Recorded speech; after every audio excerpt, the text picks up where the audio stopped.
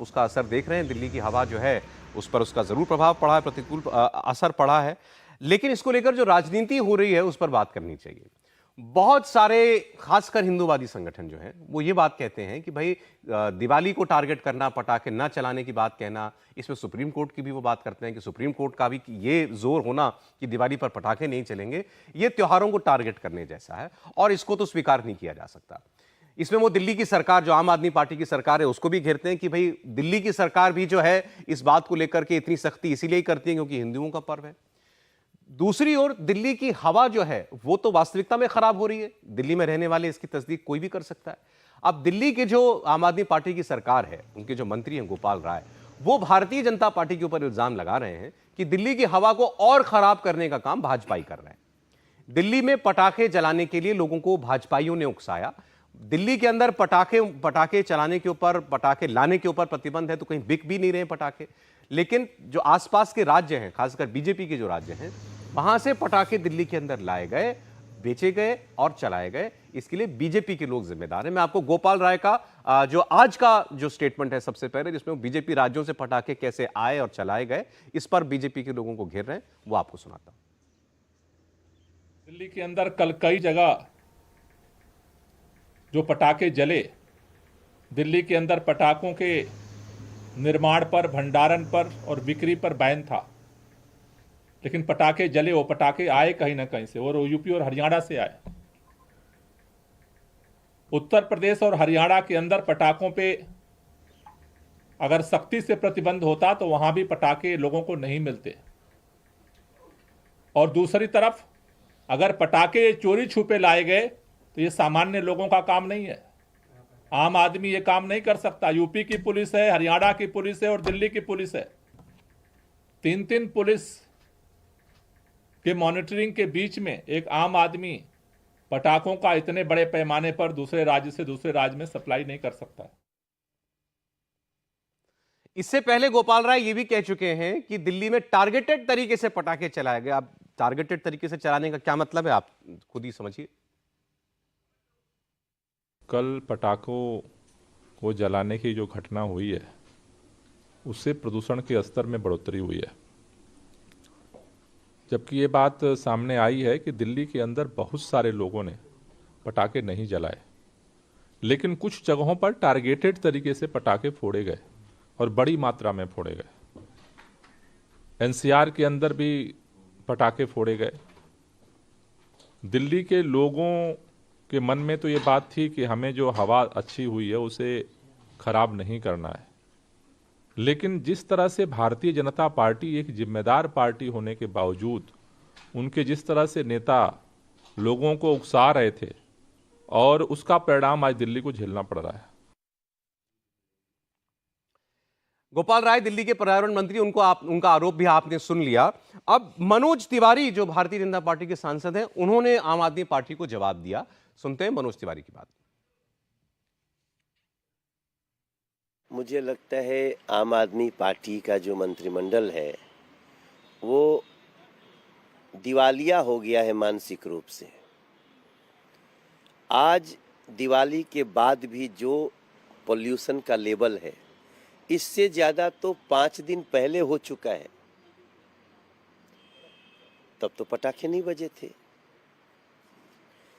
तो जो बिना पटाखे बजे जब पोल्यूशन 950 एक्यूआई पार कर जाता है, और दिवाली के बाद भी, पहली बात मान लिए चलो कुछ पटाखे बजे भी, तो भी दिवाली के बाद भी पहले वाले से कम ही क्यों, पोल्यूशन कम क्यों है भाई? ये तो ठीक है बीच में बारिश हो गई, बारिश ने 4-5 दिन उसको कंट्रोल किया, लेकिन उस लेवल तक तो नहीं गई जो बिना पटाखे बजे हुआ है।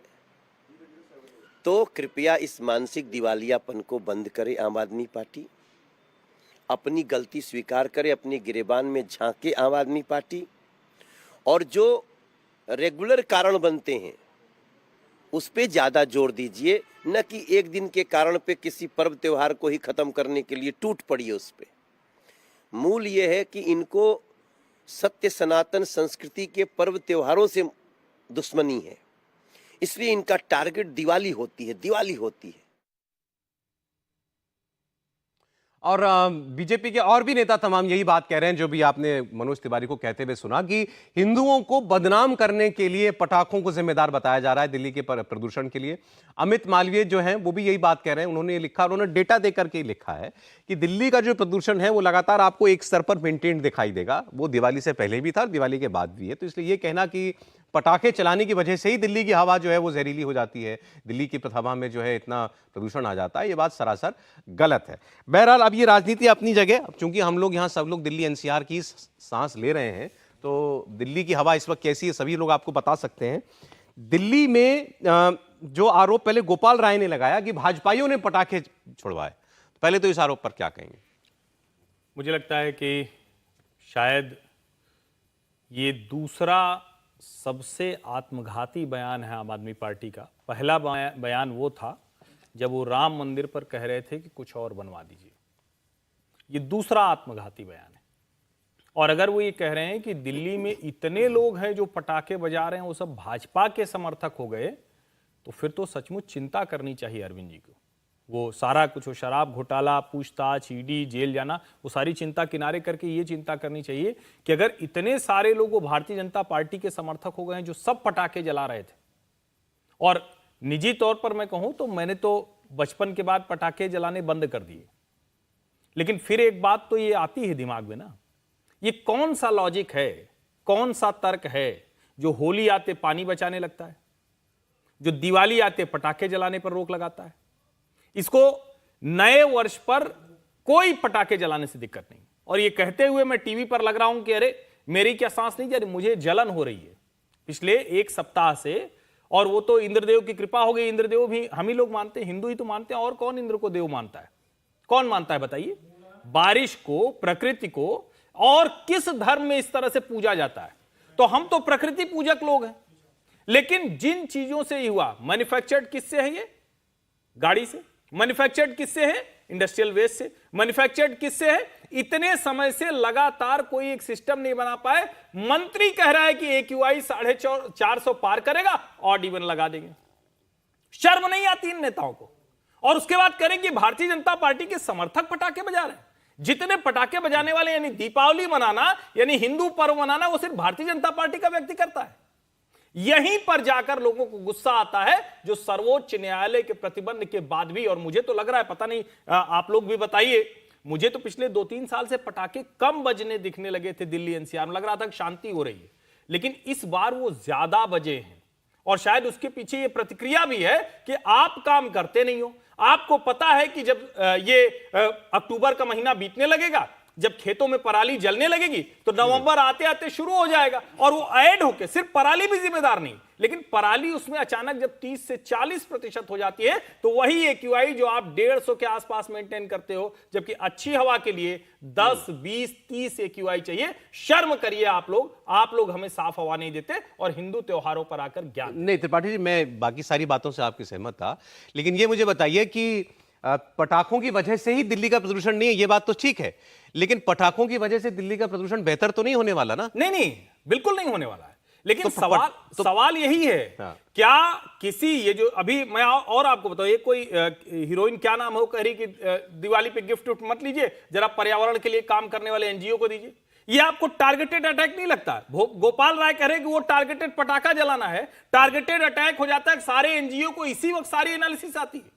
अगर ये बात बुरी लग रही है। दिल्ली के अंदर अगर आप दिल्ली की सरकार को जिम्मेदार मानते हैं दिल्ली का प्रदूषण के लिए, या कम से कम उसको बेहतर ना कर पाने के लिए, तो वो कहेगा ना भाई कि दिवाली के दिन पटाखे चलेंगे तो अगले दिन हवा और खराब ही होगी। पहली बात तो मैं ये कह रहा हूं कि सिर्फ मैं दिल्ली की सरकार सबसे ज्यादा जिम्मेदार इसलिए है कि यही अरविंद केजरीवाल कहते थे कि सिर्फ और सिर्फ पंजाब दोषी है। पंजाब में सरकार आई तो कहने लगे वो दोषी नहीं है, कोई आंकड़ा हमारे पास नहीं है। इसका मतलब कि ये बेईमानी कर रहे हैं, इसका मतलब ये झूठ बोल रहे हैं। ये देश की हर सरकार के लिए चिंता की बात है कि अगर आपको पता है कि इसी समय दीपावली होगी, इसी समय हवा की गति रुक जाती है, इसी समय प्रदूषण ज्यादा कॉन्सेंट्रेट होता है, और आप उतने दिन के लिए योजना नहीं बना सकते, तो ये गड़बड़ है। मैं पटाखे जलाने के लिए नहीं कह रहा हूं कि आप उससे करेंगे तो उससे हवा साफ होगी। पटाखे जलेंगे तो निश्चित तौर पर उससे प्रदूषण फैलेगा, लेकिन अगर आप इतना इंतजाम करके रखते तो ये 2-4 दिन का मसला होता, ये गंभीर मसला नहीं। देखिए, यूं तो बारिश हो गई 8 साल में पहली बार, दिवाली से एक दिन पहले या दिवाली की सुबह जो थी वो इतनी साफ थी। थी, 200 के कुछ करीब जो है AQI चला गया था, वो सिर्फ बारिश हुई दिल्ली में, इसकी वजह से। इसमें किसी सरकार का और कोई योगदान और वो नहीं भी है। 500 से आया था। जी हाँ, 500 से घट करके 200 कुछ हो गया था।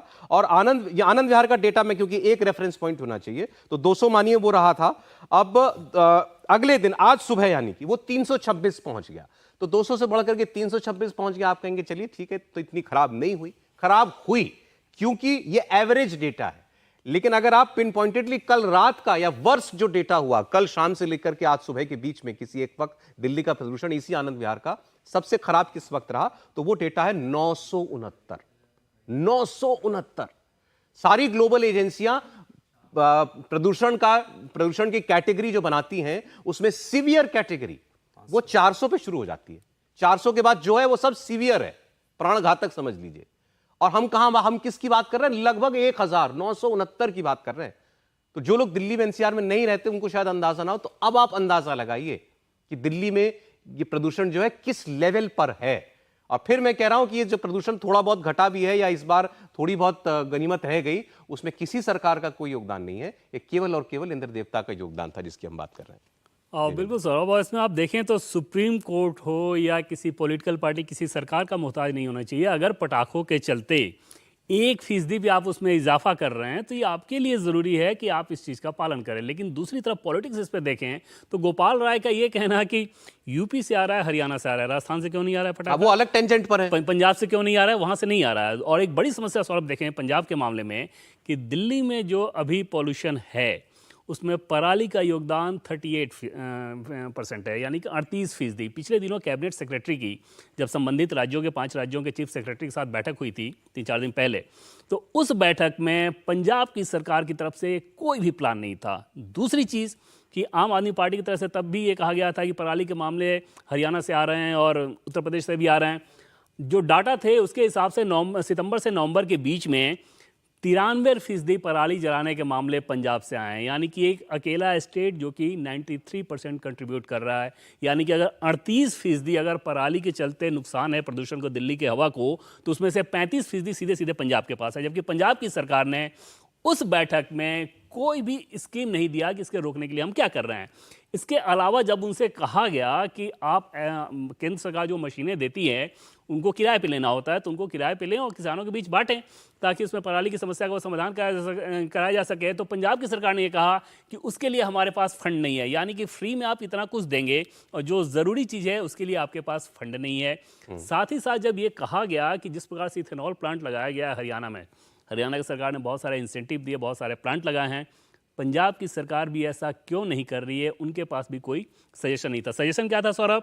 कि धान की खेती के बदले किसी और चीज़ की खेती की जाए, इसके लिए केंद्र सरकार और ज़्यादा इंसेंटिव दे। तो ये तो लॉन्ग टर्म प्लान हो गया ना। अभी आपके पास क्या है? अभी पंजाब की सरकार के पास कुछ भी नहीं था, क्योंकि दिल्ली में और पंजाब में दोनों जगह आम आदमी पार्टी की सरकार है। तो आप सीधे सीधे देख रहे हैं कि वहाँ पे सिर्फ एक पॉलिटिकल टूल के तौर पर इस मसले का इस्तेमाल किया जा रहा है।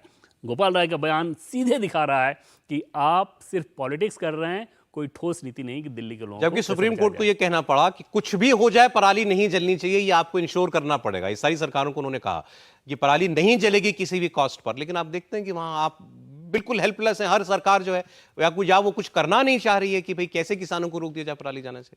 देखिए, जब आम आदमी पार्टी की सरकार दिल्ली में थी और पंजाब में कांग्रेस की सरकार थी, तो आम आदमी पार्टी सीधा कहते थे कि भाई अमरिंदर सिंह कंट्रोल नहीं कर पा रहे, पंजाब से पराली जल रही है जिसके कारण यहाँ पर सब प्रदूषण हो रहा है और हमारी सरकार आएगी तो हम इसे कंट्रोल करेंगे। आज तो आम आदमी पार्टी की सरकार है पंजाब के अंदर, दिल्ली में उनकी सरकार है। उन्हें किसने रोका था वहाँ पर योजना बनाने के लिए?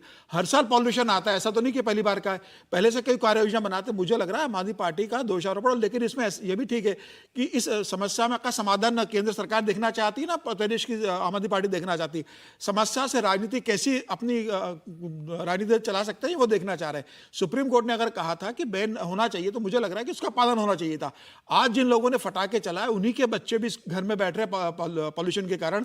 इंद्रदेव की बरसात के पहले घर स्कूलों की छुट्टी हो गई थी, घर के बड़े बुजुर्ग वो सब परेशान हो रहे हैं। तो जिन्होंने फटाके चलाए उनको ये बात भी समझना चाहिए था कि इससे कोई आम आदमी पार्टी को नुकसान नहीं होगा। उनके बच्चे, उनके परिवार के लोग, समाज के लोग उस पूरे दिल्ली के लोग उस पॉल्यूशन के अंदर रहने को विवश है।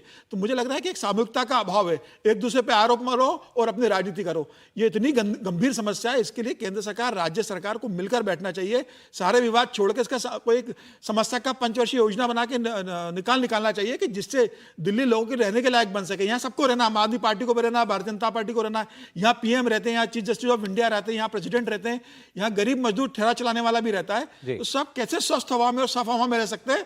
केंद्र सरकार और राज्य सरकार को राजनीति छोड़कर इस पर मिलकर बैठकर कोई योजना लेके आना चाहिए जिससे दिल्ली रहने लायक बन सके। देखिए, अब तो ये उम्मीद कीजिए कि अब